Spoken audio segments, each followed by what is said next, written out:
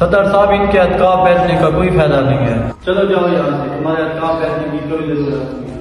یہ اپنا بیٹھ جاؤ, نکلو یہاں سے. خیر ہے قاری صاحب, آپ ہمیں کیوں اعتکاف سے نکال رہے ہیں؟ ہمارا قصور کیا ہے؟ آپ کو پتہ ہے آپ کا کیا قصور ہے. بس مجھے اور بات نہیں نہ سنانے دو, بس جاؤ یہاں سے, نکلو.